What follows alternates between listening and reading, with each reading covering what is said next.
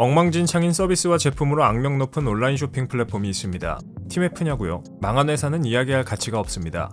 오늘의 주인공 바로 중국의 테무인데요. 중국 회사들이 직접 소비자에게 제품을 배송해주는 이 전자상거래 사이트는 저렴한 가격 때문에 인기를 얻었지만 품질이 개판인 관계로 욕을 먹고 있죠. 과연 테무산 테무에는 어떤 역사와 사실들이 숨어 있을까요? 테무의 역사는 놀랄 만큼 짧습니다. 테무는 2022년 말 미국에서 처음 출시되면서 이름을 알렸고 이후 유럽과 남미, 한국 등에 출시되며 이름을 알렸습니다. 생각보다 얼마 안 되었죠. 역사가 짧긴 하지만 이미 인지도는 다른 오래된 회사 못지않습니다. 하지만 테무의 뿌리는 중국입니다. 중국의 유명 전자상거래 회사인 핀더더를 소유한 PDD 홀딩스가 해외에 법인을 두고 운영하는 사이트죠.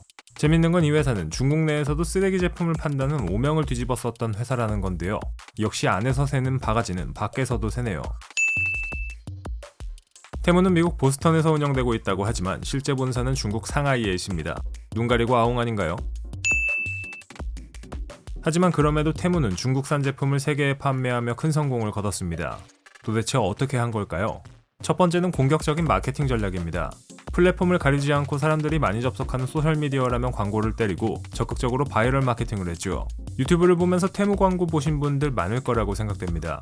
얼마나 광고를 때렸으면 테무의 광고를 맡았던 메타의 주가가 뛸 정도였을까요?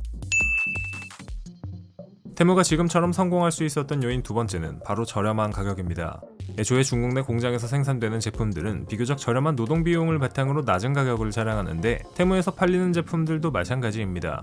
의류부터 전자제품까지 안 파는 게 없는 데다가 앱에서 주기적으로 소비자들에게 쿠폰과 할인을 제공합니다. 안 그래도 싼데 더 싼 제품들이 탄생하는 셈이죠.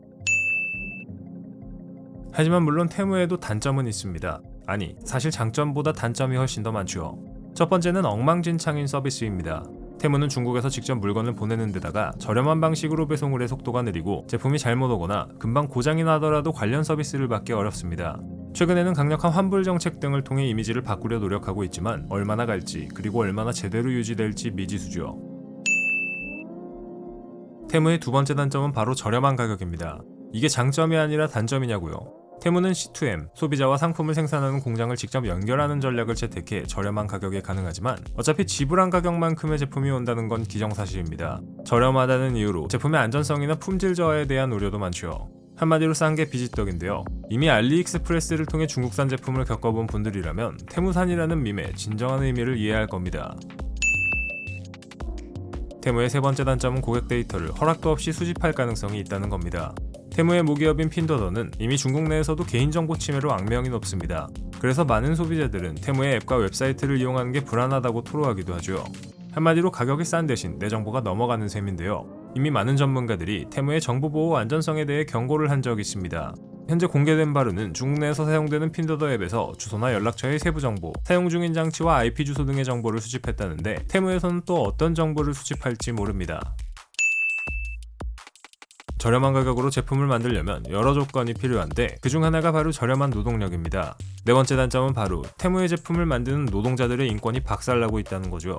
테무에 올라오는 제품들은 중국 내 소수민족의 노동을 착취해 저렴한 가격에 판매된다는 의문이 제기되고 있습니다.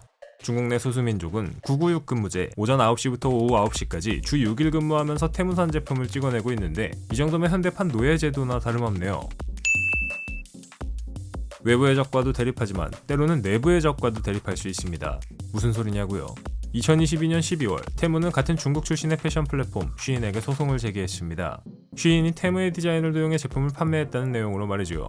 쉬인은 이미 이전에 리바이스나 랄프로렌 같은 미국 패션 회사들에게 디자인 도용으로 소송이 걸려 있었는데 같은 중국 출신인 테무마저도 소송을 건 겁니다. 근데 테무도 낮은 제품 품질로 유명해서 도찐개찐인데 왜 싸우는 걸까요? 하긴 냉전 시대에도 문제없는 사이일 것 같았던 소련과 중국도 대립했으니 그러려니 하고 넘어가야겠네요. 하지만 그럼에도 테무는 여전히 저렴한 가격 하나로 큰 인기를 끌고 있습니다. 많은 사람들의 사랑을 받은 덕택에 알리익스프레스의 모기업인 알리바바의 시가총액을 추월했고 국내에서도 직구금지 사태로 한동안 홍역을 앓을 정도였죠. 과연 테무는 기존의 문제를 해결하고 전 세계적인 유통 플랫폼으로 거듭날 수 있을까요? 마동석이 시진핑을 진실의 방으로 끌고 가기 전에는 불가능할 것 같습니다.